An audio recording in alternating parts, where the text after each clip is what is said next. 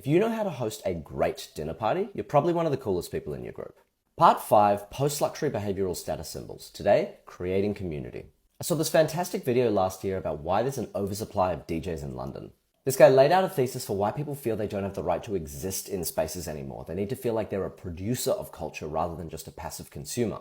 And DJs are uniquely positioned as either a hobby or profession because your production is formed in direct discourse with your audience. What I've observed since is that this phenomenon isn't just confined to DJs. In my city of Melbourne, the meta's really shifted over the past 5 years where it's Instagram chefs that are running around with all the cultural clout. This is partly, of course, because, well, my circle's getting older. But I think it's also a reflection of the fact that as a discourse, the chef is able to curate a more private atmosphere that facilitates better connection. The dinner table generally being a better place for deep conversation than a dance floor. But regardless of whether it's chefs or DJs, the ability to be someone who can create real community has become a really powerful status symbol. The coolest people are the best hosts. They know how to select the right mix of people and personalities for a certain event, what kind of activities, games, conversations are right for that event, and how to build an atmosphere that allows people to walk in, drop their guard, and just authentically connect.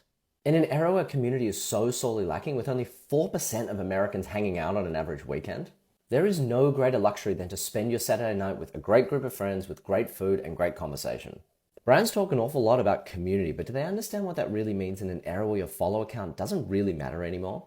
This brings in everything I've spoken about from previous installments in this series. How can you curate warm, safe, private atmospheres where people care about being present at the thing, not just being seen at the thing? How can you create post-optimization spaces where your activation isn't just about trying to get people to post about it, it's enough for them to just exist and spend time there? How can you create offline experiences built around hyper-specific niches that just give a group of people a chance to really nerd out over something?